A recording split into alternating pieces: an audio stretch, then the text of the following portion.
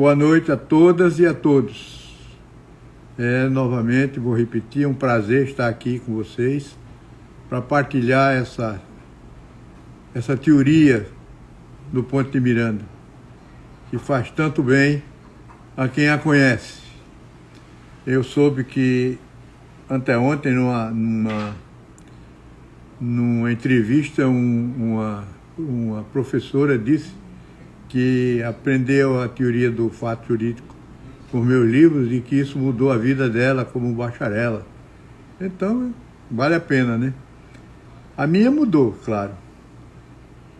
Nós vamos hoje estudar, continuar estudando o plano da eficácia.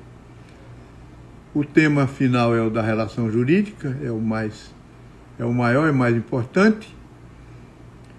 Mas vamos começar pelas primeiras situações jurídicas complexas ou intersubjetivas.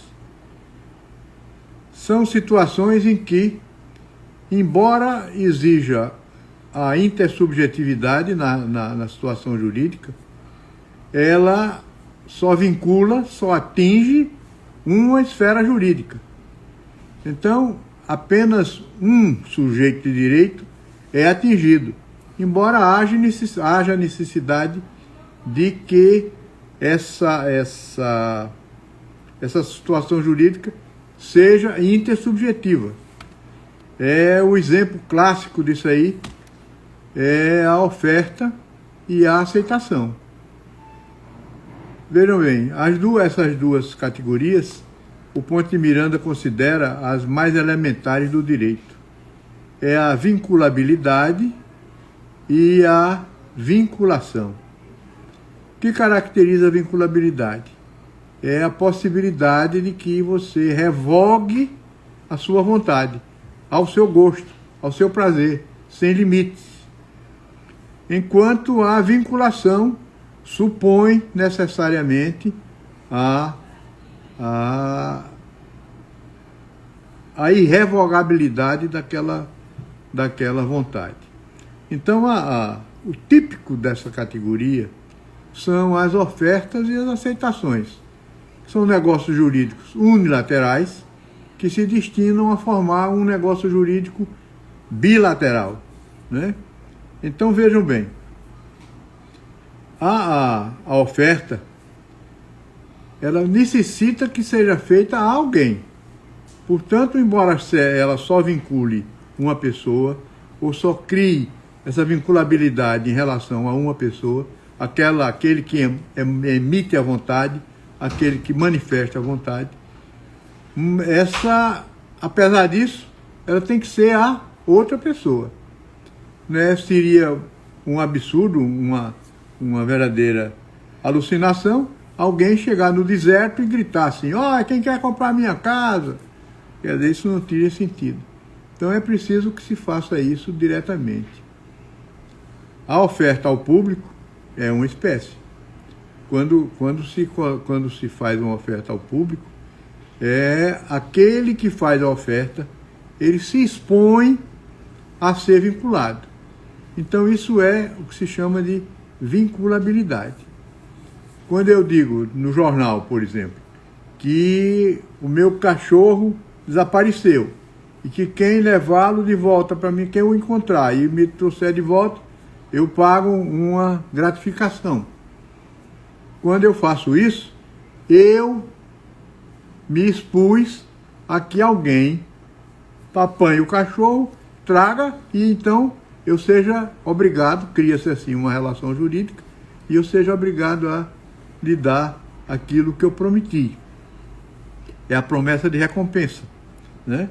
Então isso você vê muito aí na televisão. Quem fizer a melhor frase sobre o Dia das Mães ganha uma viagem ao Paquistão ou ao Afeganistão, uma coisa desse tipo assim, viajando no avião da Transbrasil. Então essa vinculabilidade é aquele que manifesta a vontade, ele pode a qualquer tempo revogar aquela vontade manifestada, mas desde que ele o faça pela mesma maneira como ele ofertou. Então, se ele colocou no jornal a nota, e depois de desistir do cachorro, ele tem que colocar uma nota no jornal dizendo: olha, aquela oferta não tem mais eficácia, ela deixou de existir, eu não quero mais, a minha vontade foi retirada, porque revogar é retirar a vontade, né? Então, mas a vinculação é diferente. A vinculação, você quando oferta com prazo certo. Por exemplo, você diz assim, até o dia tal.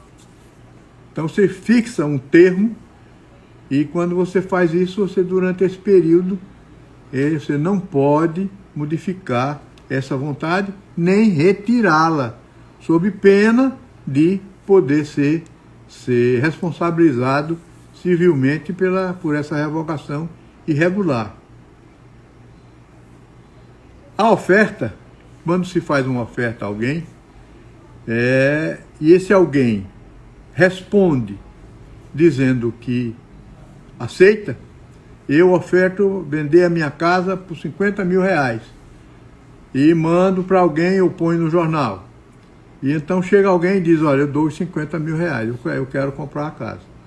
Então, essas duas esferas jurídicas vão se unir em um negócio jurídico bilateral. Então, cria-se aí uma relação jurídica, né? Então,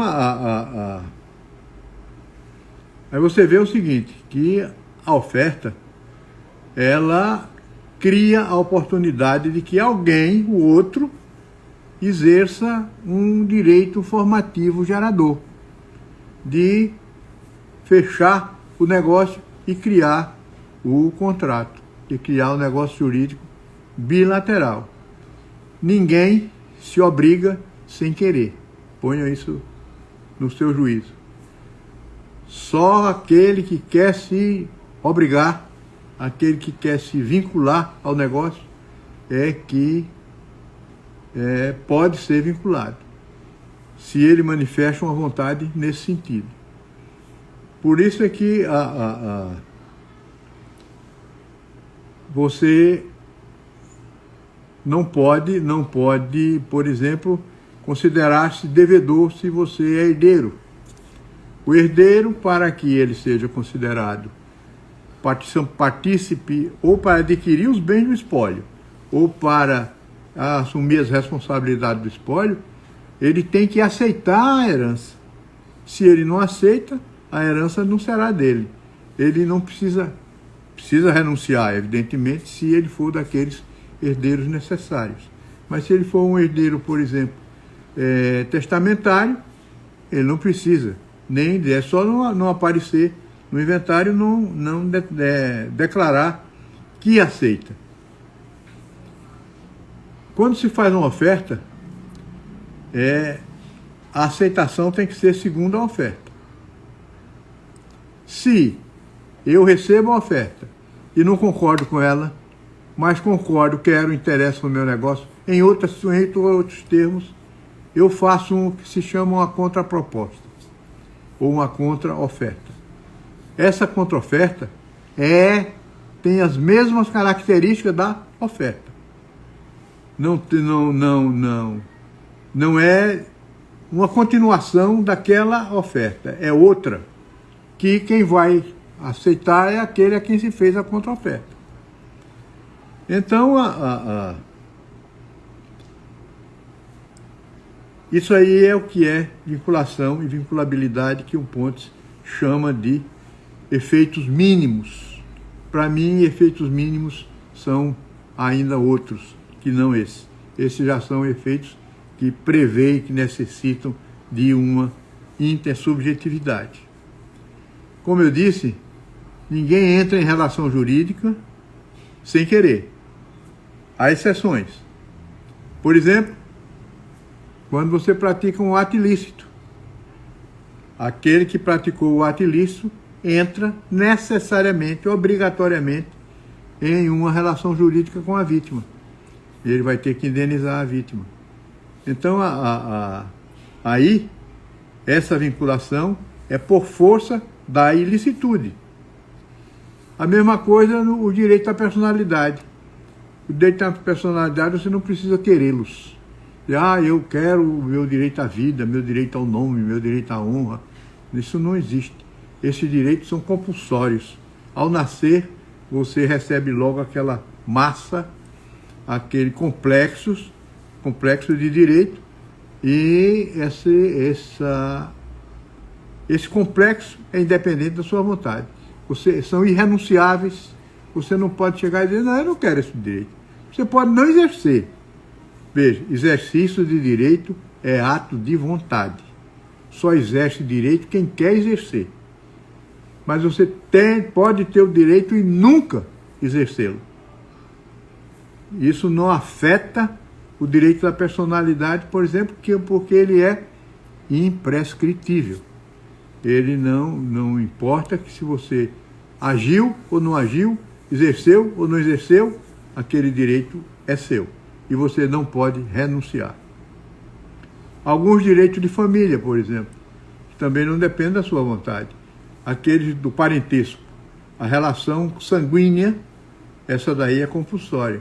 Você não tem como se livrar dessa relação.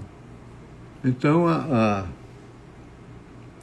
essa daí é o que são situações jurídicas complexas ou intersubjetivas, porque necessariamente precisa que haja pelo menos 2 sujeitos de direito aí nesse palco, mas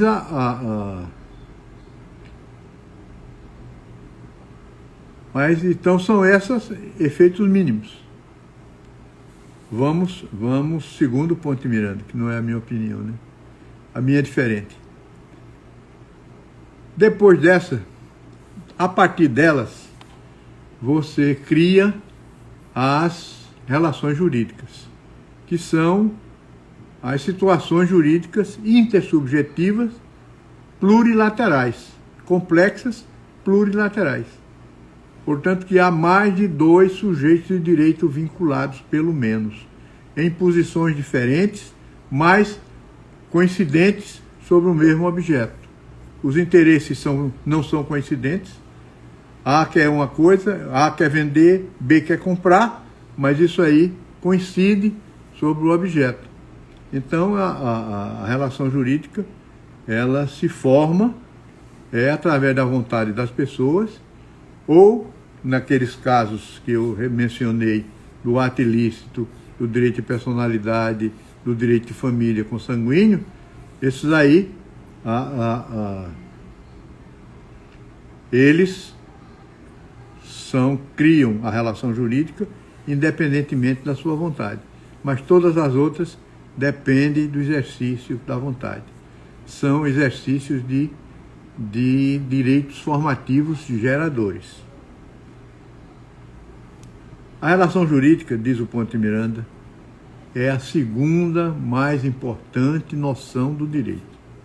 A primeira noção do direito é a de fato jurídico, que é a origem de tudo, a origem da juridicidade. E a relação jurídica é a segunda mais importante, porque vocês veem que essas outras situações são transitórias ou são de mínima influência no mundo jurídico. Já a relação jurídica, não. O mundo jurídico é feito, dentro dele se desenvolvem as relações jurídicas. A partir do fato jurídico, as relações jurídicas é que se desenvolvem.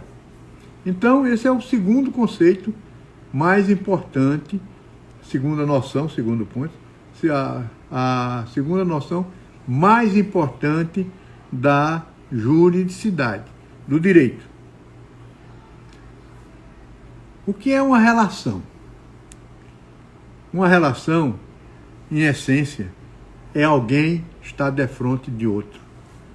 A relação implica 2 figuras relacionadas dentro de um mesmo interesse. Nesse sentido, essa relação existe em praticamente todos os domínios científicos. Na psicologia, na filosofia,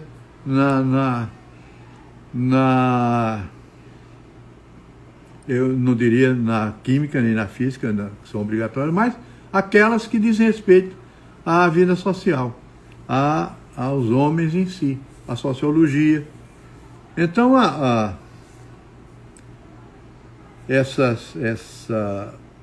esse conceito é um conceito muito largo e um conceito que pode ter várias perspectivas.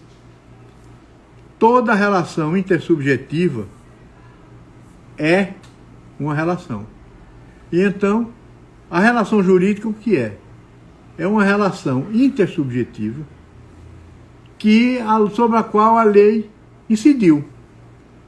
Essa é o que o Ponte Miranda chama de relação jurídica fundamental.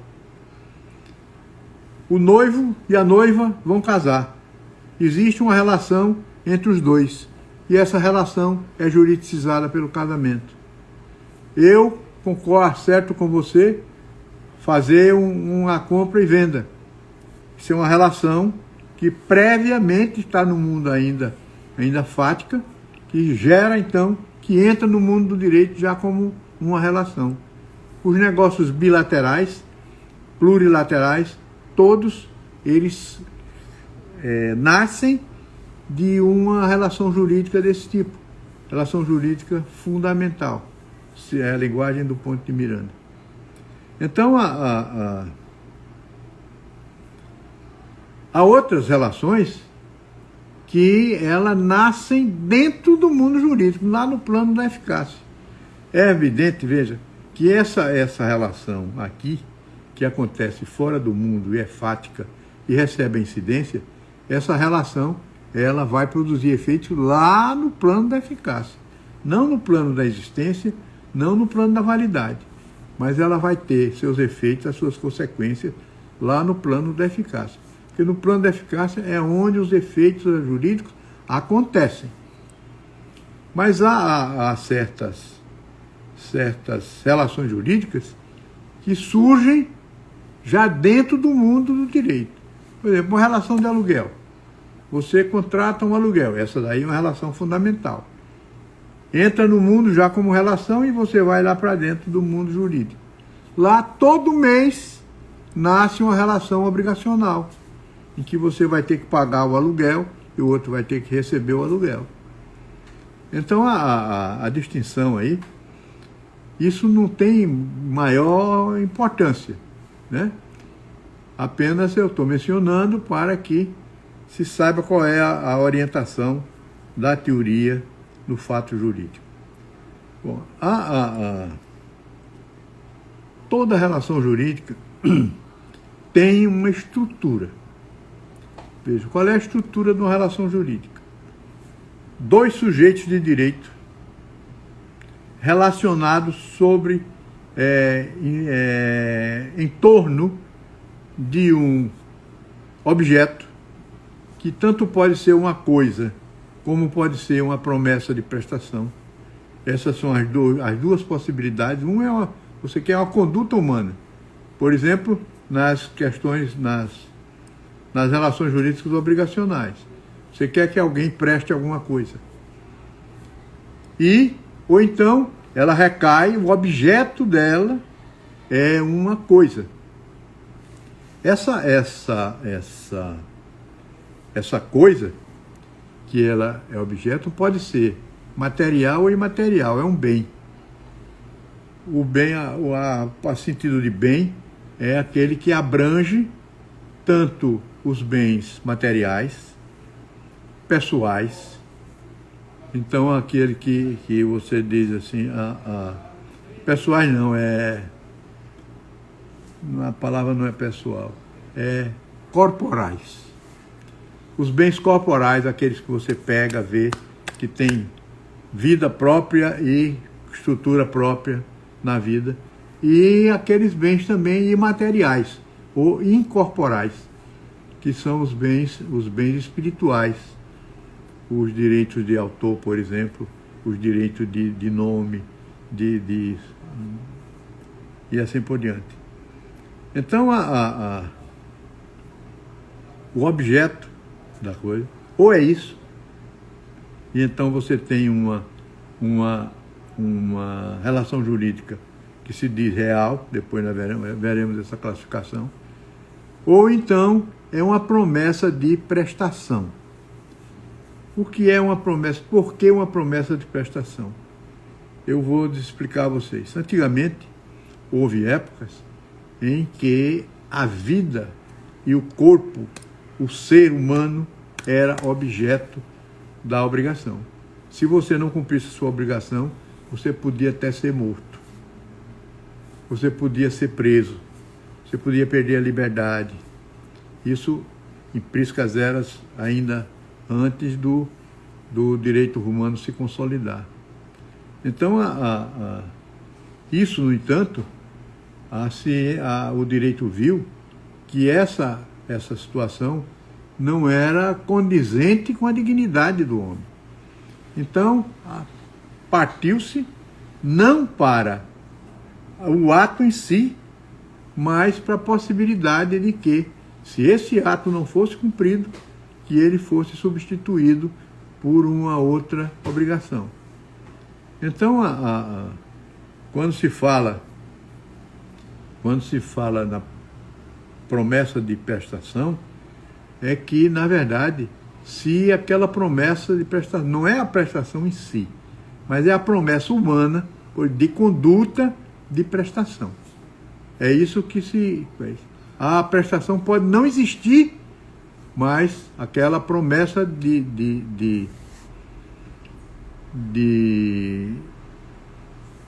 fazer a prestação, essa promessa vai se transformar em outro tipo de obrigação para cumprir aquilo ali. O Ponte Miranda fala em promessa de ato humano. Mas, na verdade, a promessa não é só do ato humano. Ela pode ser uma promessa de uma pessoa jurídica que não é um ser humano, né? E, na verdade, o que ela quer não é uma conduta só. O que ela quer é uma prestação em si. Por isso eu prefiro dizer que, em vez de ato humano, falar em prestação. Promessa de prestação. Eu prometo prestar. Ao prestar, eu cumpro a minha promessa. Se eu não prestar, vai haver um substitutivo dessa promessa para compensar o meu inadimplemento. Então a estrutura é essa. 2 sujeitos, um objeto. Aqui você tem essa estrutura, ela revela os princípios essenciais, 2 dos princípios essenciais, que são 3, 2 dos princípios essenciais que regem a relação jurídica. A primeira dele é essencial porque não pode faltar. O não essencial, existe um não essencial, que é a coextensão, esse pode sofrer e sofre várias exceções. Mas esses outros essenciais, se faltar um, não há a relação jurídica. Portanto, por isso é que eu os classifico como essenciais. O primeiro deles é o da intersubjetividade. Relação jurídica só se estabelece entre pelo menos 2 sujeitos de direito. Não existe relação jurídica que não seja entre sujeitos de direito. Vejam bem, a doutrina, e você vê isso aí em muitos livros, inclusive de gente muito importante, como, por exemplo, Orlando Gomes, que baseado em lógicos que vieram da Alemanha, livros de grandes juristas alemães, que pela lógica não viam, por exemplo, numa relação jurídica de propriedade quem era o devedor, e que então apareceram várias teorias para isso, que muita gente encampa e fica repetindo sem analisar a impropriedade do que estão dizendo. Então veja, existe relação jurídica entre pessoa e coisa, mas você vê na doutrina se falar nisso. A coisa no direito de propriedade, a coisa é o objeto, na verdade, o objeto da relação. Mas diz que a coisa é o sujeito passivo daquela relação. O proprietário é o sujeito ativo e a coisa o sujeito passivo. Ora, coisa não pode ser sujeito, porque a coisa não pode prestar. Ela presta o quê? A submissão? Então, mas você vê muito doutrinador dizendo isso. Quem acabou com essa história, definitivamente, foi o Planiol.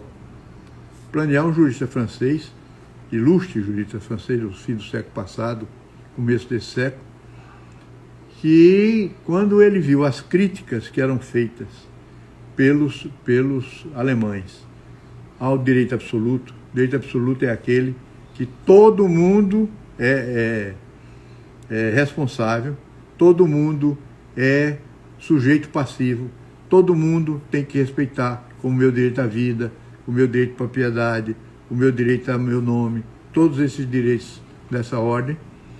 Então, o Planiol mostrou que a relação jurídica desse tipo, que no caso era tipicamente o da propriedade, que não era uma relação jurídica entre a pessoa e a coisa, mas era uma relação jurídica entre a pessoa e o alter. Todos, o sujeito passivo total, como chama Ponte Miranda. Então são todas as pessoas. E que então essa relação jurídica, por isso ela seria de direito absoluto. E a coisa seria sempre objeto dessa relação jurídica. E a relação jurídica desse tipo, a prestação é uma abstenção. É o dever de abster-se de violar aquele direito do sujeito ativo. Então,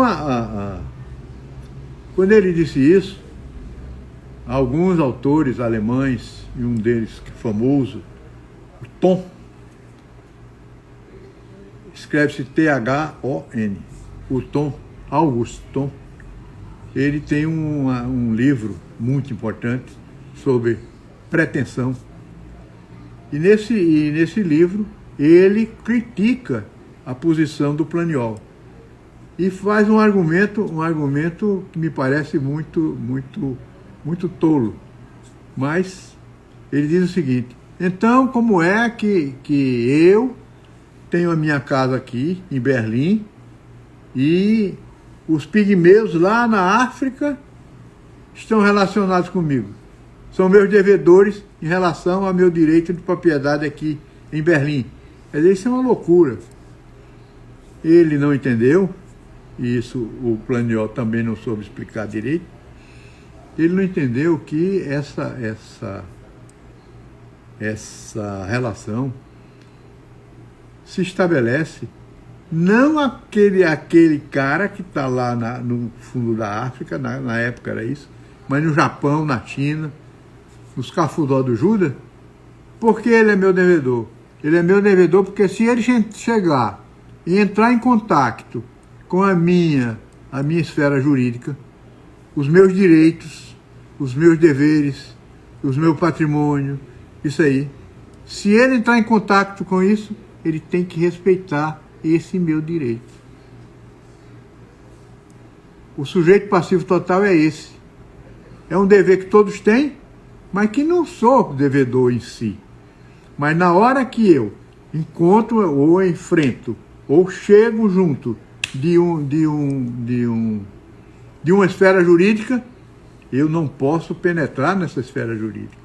Então, por isso, eu sou o devedor. Agora, posso ser chinês, posso ser japonês. Por exemplo, vem um chinês lá da China, comunista, que acha que ninguém tem direito à propriedade privada. E chega aqui, olha para minha casa, se agrada, e diz: eu quero essa casa, eu vou morar aí. E vem e entra nessa casa. Ele pode fazer isso? Não. Porque aqui, o meu direito de propriedade impede que ele faça isso. Ele aqui é devedor. Ele é sujeito passivo dessa relação jurídica. Entenderam? Isso aí acabou com essa história de pessoa e coisa, relação jurídica entre pessoa e coisa, mas veja bem, ainda há gente que diz que existe isso. Fica repetindo, porque os livros que foram traduzidos no começo do século passado ainda continuam, quando são editados com aquele mesmo teor, sem qualquer observação diferente. Existe, pergunto eu, relação jurídica entre pessoa e lugar? Que é outra coisa que a doutrina diz. A relação de cidadania, a relação de residência, a relação de domicílio, todas elas são relações entre a pessoa e o lugar onde é o domicílio e o país de que ele é nacional. Isso também é um equívoco muito grande. Não há relação jurídica alguma aí. O que existe é você ter o domicílio, isso estabelece o local onde você deve responder por suas obrigações. Ser brasileiro é uma qualificação por ter nascido no Brasil. Isso não gera uma relação jurídica entre você e o Brasil. Ou você respeitar o Brasil, você amar o Brasil, isso não tem nada a ver com relação jurídica, com efeito de relação jurídica. É possível haver relação jurídica entre coisa e coisa. Muita gente também diz que há uma relação jurídica de pertinencialidade. Ou seja, aquela coisa é relacionada a outra coisa porque pertence a ela. O acessório principal, por exemplo. Então, o meu pneu do meu carro tem relação jurídica com o meu carro. O que é também uma bobagem que não tem tamanho. Os bens, as coisas entre si, não têm qualquer relação. Elas não se relacionam absolutamente. Elas têm uma pertinencialidade. Elas pertencem a, estão incluídas em, mas isso aí não significa que seja uma relação jurídica. E existe a relação da pessoa consigo mesma, que é uma coisa, a pessoa que seria sujeito ativo e sujeito passivo ao mesmo tempo. Então, tem quem cite, por exemplo, o direito à vida. Você não pode se suicidar, porque você tem uma obrigação consigo mesmo de se manter vivo. Na verdade, o que você tem aí é uma relação jurídica com o Walter.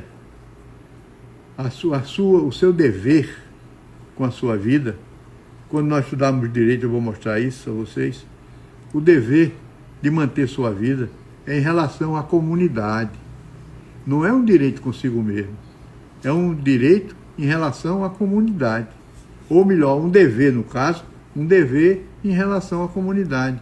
A comunidade é o sujeito ativo nessa relação.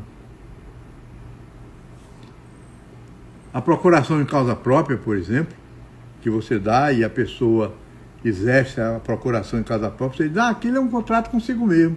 O camarada fez um contrato de compra e venda e foi ele o vendedor e o comprador constou dali. Mas ele como procurador do vendedor ou como procurador do comprador. Então, esse contrato consigo mesmo, que geraria uma relação da pessoa consigo mesmo, esse contrato não é um contrato da pessoa consigo mesmo, embora ele apareça como vendedor e comprador, mas é dele com aquele que lhe deu a procuração para exercer. Isso me parece muito lógico, muito evidente, mas muita gente fica repetindo essa história. Finalmente, existe direito sem sujeito? Não existe. Existe direito sem devedor? Não existe. Digo, se eu disser, por exemplo, que estou devendo uma fortuna, e você me pergunta a quem? Eu digo a ninguém, mas eu devo, sou devedor. Estou devendo aí R$1 bilhão. Eu sou doido, pode me internar. Né? Isso não existe. A mesma coisa se é a tal da figura do sujeito, do direito sem sujeito. Quando acontece isso, aparentemente, por exemplo, na herança. Morre alguém e ninguém sabe quem são os herdeiros. Então, aparentemente, esse direito da herança que está aqui, esse direito não tem sujeito, porque não tem nenhum herdeiro possível, e é possível que não haja mesmo herdeiro nenhum. Isso é o que se chama de herança vacante, jacente. A herança jacente a herança vacante é um grau maior da herança jacente. Então, a herança jacente, enquanto ela é jacente, procura-se o herdeiro. Esse herdeiro é indeterminado. Ninguém sabe quem é. Pode chegar um momento em que se verifica que herdeiro nenhum existia. Então declara-se que essa herança é vacante. Na hora que se declara que ela é vacante, que o juiz declara isso, aparece o herdeiro, que estava presente, porém oculto.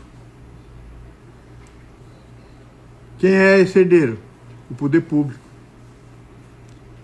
Ou o município, ou a própria União, o Distrito Federal. Então, o que existe, na verdade, não é um direito sem sujeito. É um direito com sujeito desconhecido naquele momento. Mas ele tem o dono. Não existe, então, a figura do direito sem sujeito. Como não existe a hipótese de haver um devedor sem haver credor. Essa relação é necessária e essencial. É a que se declara princípio da intersubjetividade nas relações jurídicas. Segundo princípio é o princípio da essencialidade do objeto. O que é isso?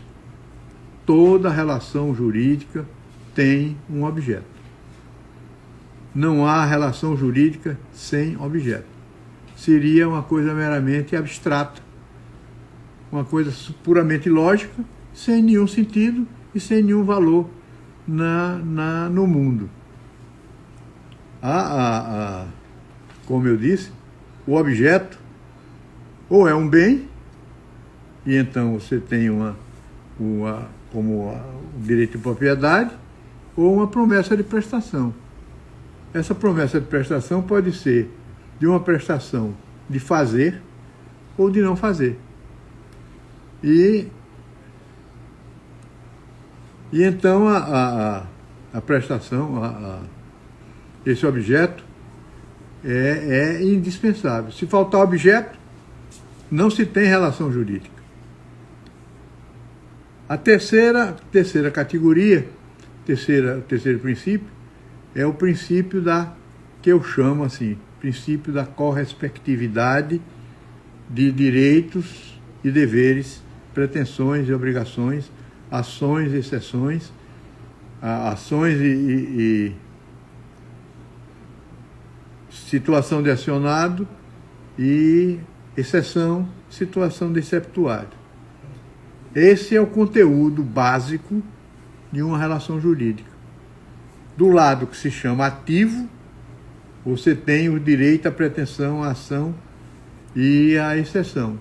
Do lado que você chama passivo, você tem o dever, a obrigação, a situação de acionado e a situação de exceptuado. Veja, essa correspectividade, a cada direito corresponde um dever, a cada pretensão corresponde uma obrigação, a cada ação corresponde uma situação de acionado, a cada exceção uma condição de exceptuado. Esse aí é coisa essencial. Não pode haver direito sem dever, como não pode haver pretensão sem obrigação, nem haver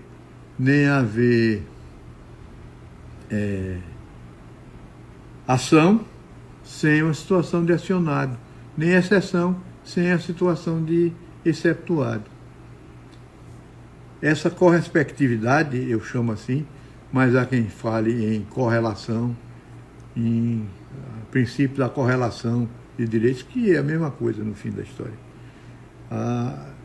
Eu achei melhor essa correspectividade. Um respeita o outro, é correspectivo do outro. Então, não há direito sem dever, nem há dever sem direito. Discute-se em doutrina se quem veio primeiro, se foi. A primeira coisa que discutem aí muito, isso aí a turma se diverte muito, os filósofos, especialmente os teóricos do direito, eles se distraem discutindo isso. Primeiro, quem veio primeiro? Foi o direito ou o dever? Quando você vai ler o Hans Kelsen, foi o dever. Porque direito, para ele, de nada é a mesma coisa. O que interessa é o dever. Porque o dever é que pode ser descumprido, e para ser descumprido, para ser sancionado. E sem sanção, não há direito. O direito é preciso que seja sancionado. Então, o direito é uma decorrência do dever, para a teoria do Hans Kelsen. Mas, na verdade, depois o Seito discute assim, quem veio primeiro, foi o direito objetivo ou o direito subjetivo? E lá vem a nova complicação. Veja, há o princípio da causalidade e o princípio da determinação, a que eu falei no começo dessa discussão sobre o plano da eficácia. Nada nasce do nada. Tudo tem uma origem. Então, o direito para existir, ele teve que ser reconhecido. O direito não veio antes, o direito subjetivo, o meu direito subjetivo, o direito que eu digo, não, eu tenho direito a fazer isso. Esse direito não tem nenhuma vinculação com nada. Foi preciso que houvesse uma norma dizendo essa situação aqui gera um direito para esse camarada. Ele tem direito a isso por causa dessa situação fática. Então, o direito objetivo, certamente, sem dúvida nenhuma, nasceu anterior ao direito subjetivo, porque o direito subjetivo é posterior ao direito objetivo. E, naturalmente, o direito é a mais categoria muito mais importante do que o dever. Dever é submissão. Dever é vinculação. Dever é oneração. E o direito o que é? O direito é o poder ou a faculdade de fazer alguma coisa, de exigir de alguém alguma coisa, ou de fazer alguma coisa independentemente do querer dos outros. Se nós examinamos isso, a gente vê que é fútil essa discussão de quem veio primeiro. Quem veio primeiro, certamente, não foi o direito subjetivo, nem o dever. Foi o direito objetivo, no momento em que, eu me referi a isso, eu acho isso interessante, no momento em que alguém, lá na pré-história, no meio do grupo social, e para excluir os outros, disse, esse pedaço de carne aqui é meu. Quando ele usou esse pronome possessivo, meu, o direito apareceu aí. E se começou a regular esses comportamentos. Então, essa correspectividade de direitos e deveres também é essencial ao direito. Não é possível haver um sem o outro. E o último princípio, esse é o princípio que eu chamo de não essencial, é o princípio da coextensão dos direitos, pretensões e ações. Veja, o direito em si, isso nós vamos aprofundar depois, o direito em si, ele existe, mas em potência. Quer dizer, potencialmente, ele, na verdade, não tem executividade, nem se pode dizer que ele pode ser exigido, exigibilidade. O dever, da mesma forma, não pode ser exigido. É o período em que eu tenho um direito, mas não posso exercê-lo.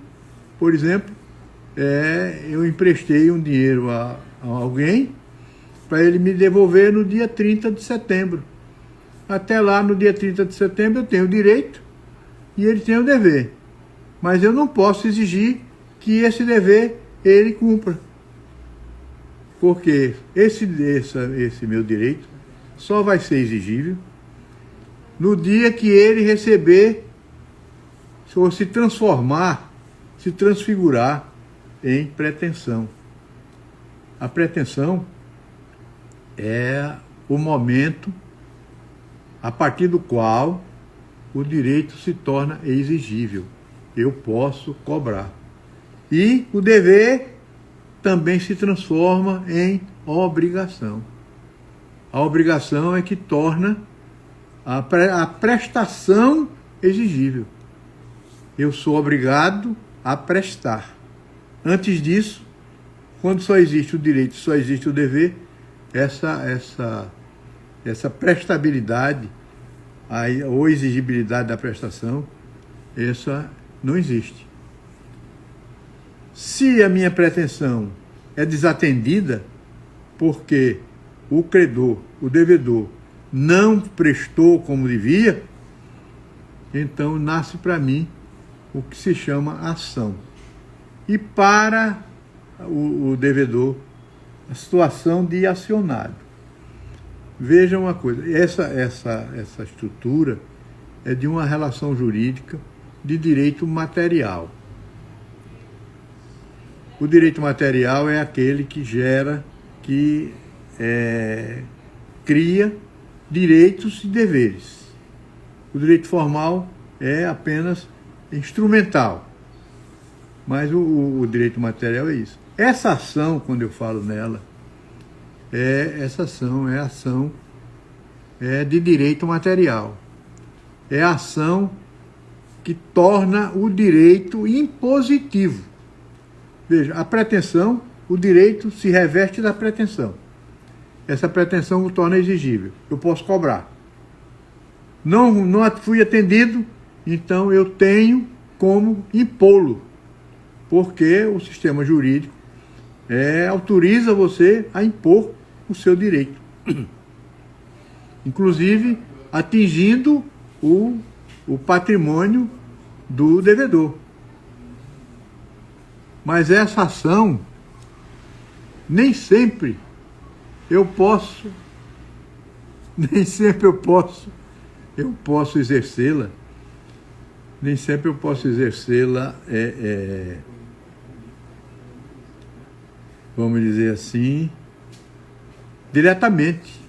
Já houve no tempo da autotutela dos direitos, As pessoas exerciam seu próprio direito, impunham pela força. Então era o direito da força.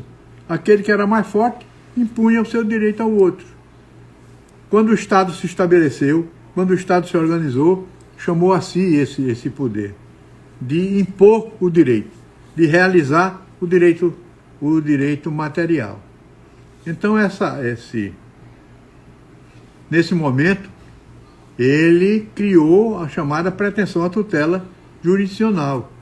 Ou seja, ele diz, olha, você não pode exercer a sua pretensão, não pode impor a sua pretensão por suas próprias forças. Então, você vai ter que me procurar para que eu faça isso para você. Mas todos, então, têm essa pretensão à tutela jurídica. Todos podem exercê-la sempre que necessário.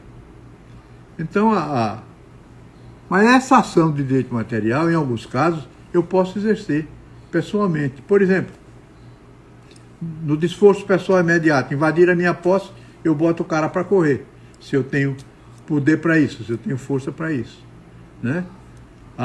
No pacto comissório no penhor. O que é isso?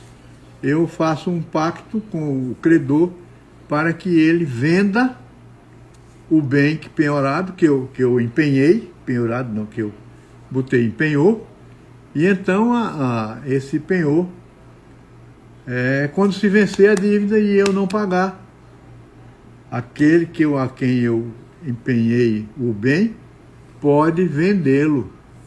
Isso aí não é normal, mas a Caixa Econômica, por exemplo, tem esse poder. Ela faz um leilão, vende o bem, e se eu faltar dinheiro, ele vai lhe cobrar o restante. Mas se sobrar dinheiro, ela acredita na sua conta. Então isso é um pacto comissório, que é em regra proibido, porque dá ao credor um poder muito grande de alienar o patrimônio alheio, né? Mas há casos, isso também acontece na hipoteca, no sistema financeiro de habitação. Se o devedor não paga o bem, a Caixa Econômica, o credor hipotecário, pode alienar aquele bem em asta pública. Não pode ficar com o bem. Isso é vedado totalmente. Mas pode alienar aquele bem em asta pública para se quitar. Então, são hipóteses, poucas as hipóteses em que você pode exercer. A legítima defesa, por exemplo, é outro caso. Então, você pode exercer essa ação sua pessoalmente.